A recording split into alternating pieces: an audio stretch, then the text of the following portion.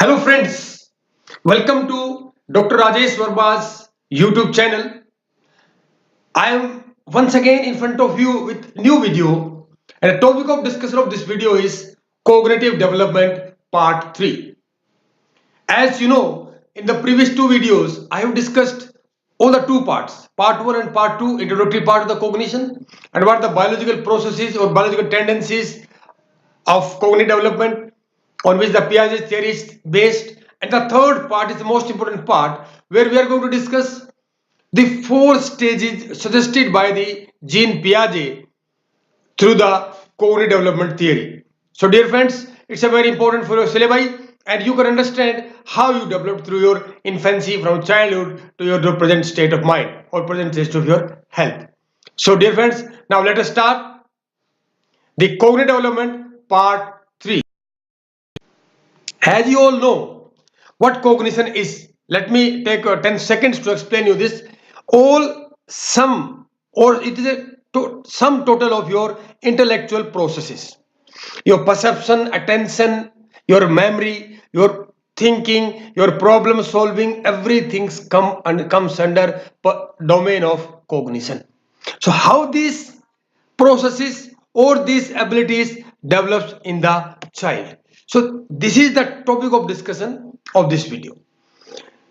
Cognitive development refers to gradual progression of psychological maturation. You may be physically mature, but till that time you are not psychologically mature enough, then there is no cognitive development. There is a conceptual process, progression of conceptual process and abstraction in synchronous with your chronological age. The day you start understanding these concepts, what are the concepts? When these conceptual processes and your maturation is synchronized with your chronological age, that is you call it the that is the process of the cognitive development. It's a kind of modification in intellectual ability that leads to formation of concepts. See, your intellectual ability gets modified, changed with your graduation, gradually with your age progression, and you are learning from the change in the environment. Due to that, your intellectual ability gradually and continuously modifies. By virtue of that modification of this intellectual ability, new concepts forms. But how we can definitely say that the cognitive development process is on its or it is taking place when child starts manifesting or showing various different complex concepts through behavior or through discussion or talk or activities, then we can clearly make out that the cognitive development process is on, and this process is simultaneous or in synchronous with your brain development. The moment the brain develops, similar case with the your cognitive development. When the brain is developing, it also improves the cognitive development process. So dear friends, let us move. Swiss psychologist, as I discussed earlier, Jean Piaget suggested four stages of cognitive development. According to him, the early cognitive development involves processes based upon actions and later progresses to changes in mental operations.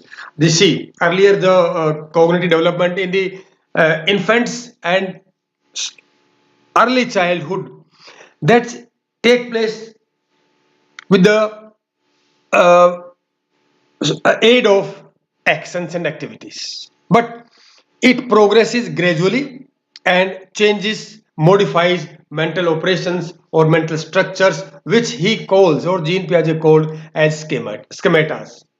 So it has four stages: sensory motor stage 0 to 2 years, that is infancy; pre-operational stage 2 to 7 years, it is almost you call it the early or middle childhood; concrete operational stage 7 to 11 years, it is late childhood; and finally formal operational stage 12 years and above the above. Dear friends, it is your entry into the adolescence. So let us start. Sensory motor stage, it is 0 to 2 years or up to 24 months. See, it is not a fix that it will remain up to 2 years. Dear friends, it can vary. It is arbitrary division of stages. During this stage, that is during infancy stage, infant explore and experience the world by coordinating sensory experiences with physical actions. This means the sensory information the child is getting from the internal as well as external environment that are coordinated with the physical action. In other words, infant gain knowledge through their senses and motor movements. Maximum the knowledge gained by the infant is through what activities she is doing or what information she is getting, the information feed is she is getting from from her senses. See, intentional actions, the actions which are done with voluntarily, coordination of senses. Object permanence is not established. In the next stage, when the object permanence is established, I'll explain you what object permanence is. And demonstration of intelligence by motor activity. See, you make it one point here to learn and understand this concept, that is sensory motor stage. Dear friends, it is a stage of 0 to 2 years, so it is infancy stage. And as you well know, during infancy, child is fully wholly dependent upon the parents. So that learning or the modification of the intellectual ability or everything comes from the action what child does and sensory information. These are the two things. And these all activities, how this child demonstrate these activities during sensory motor stage through the motor activity only. If she wants to say something, it's very difficult to speak, but through the motor activity, the child can make you understand. So, sensory motor means senses and motor, coordination of these two things. So, you can remember like this. So, second stage is pre-operation stage, 2 to 7 years. You can see a small child uh, just following her mother. Her mother is might be picking some fruits. I can make out from the images that they may be blueberry or jamun. So she is also trying. She is in the stage of pre-operational stage. What she does is symbolic thought develops. Object permanence is established. Here comes that object permanence. It's a very interesting phenomena. If suppose the child is less than 2 years or in a sensory motor stage, and you put a toy or any object in front of her, and she starts playing with that. Uh, After that, you just cover that object. In that case, yeah, just I'm talking about sensory motor stage. In that, when the child is in this sensory motor stage, the child feels that object has there is no object here, disappeared. Object has disappeared, but still object is there, but you covered with your hand or some cloth or some cardboard. But this concept, object permanence, it is fully established in 2 to 7 years. If you do the same activity during this stage, child understand that you have covered the object. Maybe object is behind that cover. That is known as object permanence. The child cannot coordinate different physical attributes and objects. See, there is a different physical attribute. You call it something, you take it as a laptop or computer, mobile phone. See, there are various attributes, various characteristics or names of these items. So it is very difficult for the child to coordinate these physical attributes. Intelligence is demonstrated through the use of symbols. Symbols are used to demonstrate that the intelligence is being developed, is gradually developing. Language use matures. Start speaking meaningful words and everything else. And memory and imagination are developed. But thinking is done in a non-logical, non-reversible manner. There is no logic in the thinking. Egocentric thinking predominates. What egocentric is? There is a very simple and common example given is when you're walking with your child and you observe that various times in the evening or some beautiful night when the sky is clear and stars are shining and there's a moon, full moon day or something. The child says, "See, Papa or Mom, the moon is moving along with me. When I stop, the moon stops, or when I start walking, moon also starts moving with me." So this is the egocentric thinking. Means everything is own according to me only. That is egocentric thinking. And in this stage, very interesting thing, pretending occurs more often. And style forms magical beliefs. And primitive reasoning uses. These are all the attributes of this pre-operational stage. You can deeply refer various books and all, but here you can just understand what the meaning of pre-operational stage means. Before operations takes place, well, let you know what operations are in the next stage. Before that, what happens? That is pre-operational stage. Transitive inference, concept reversibility is yet to develop. See, these two things I'll explain here. What is transitive inference? Transitive inference means, suppose, I'll take a very common example, that Sujal is taller than Veronica. Veronica is taller than Lavanya. There is an inference from here. This means Sujal is taller than Lavanya. This is transitive inference. But child has not yet developed this ability. Child will ask how Sujal is taller than Lavanya.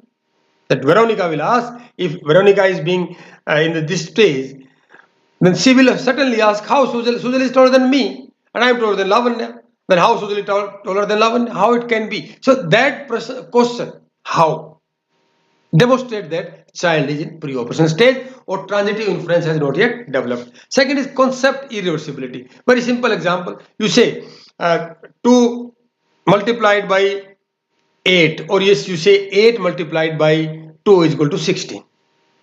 But if you say, if you divide 16 by 2, answer will be 8. See, that is irreversible. See, very crude example I am giving. So it is not yet developed in the child during pre-operational stage. There is 2 to 7 years. The third is concrete operational stage.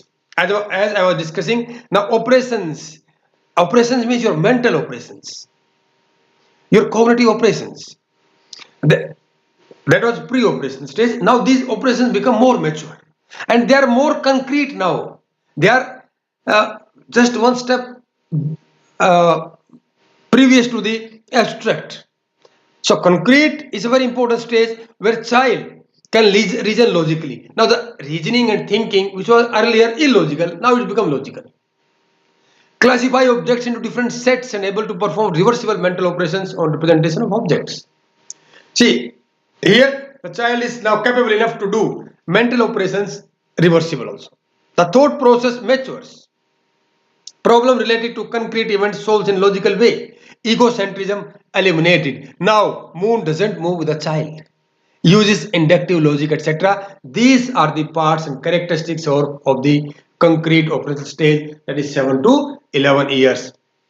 Dear friends, it is the next is formal operational stage, 12 years and above. The adolescent can apply logic more abstractly. Now, see, from concrete operational stage to formal operational stage, there is a one basic difference. You must remember that and you must know that. If you remember that point, you can differentiate between all stages very easily. Abstraction. Now, abstraction has improved or developed in the formal operational stage in the child. Hypothetical thinking which is beyond is the your immediate environment or your immediate actions. This also develops what can happen and how it can happen. Use of hypothetical deductive reasoning. Abstract thought emerges. Metacognition means thinking about own thoughts. Systematic and methodological hypothetical thinking means, see here, hypothetical word we use. Deductive reasoning means if there are three things, you can deduce and one object from that. That is known as hypothetical deductive reasoning. So these all activities occurs during the formal operational stage, that is 12 years and above. In during this stage, child enters into a very important stage as known by G. Stanley Hall, that is stage of stress and storm. So that is known as adolescence. In this adolescence, there is an emotional rush, hormonal rush in the child. This means here and the cognitive development is at its topmost stage where abstraction improves drastically. Problem solving is become very easy and systematic. How to solve a problem to meet and to make the challenges of life also improves methodologically. Means the thinking also methodological. So these comes points are all under the formal operational stage. Dear friends, these are my references. You can always cross check them. And the next lecture or video will be characteristics of adolescents. And then this is very important also. And you will enjoy this video, that is characteristics of adolescents. I hope you enjoyed my video. Thanks, dear friends. We'll be meeting you soon. And if you have any doubt or any query or any comment or that may be critical or suggestive, you can be or appreciative. You can write in the comment box, as well as you can email me at vermasujit@yahoo.com. One thing, dear friends, if you like this video, share with your friends this content. If you don't like it or dislike some content of it, share with me. I'll be very, very happy to accept your comments and improve in the next video. Till the time, thank you from Dil Se.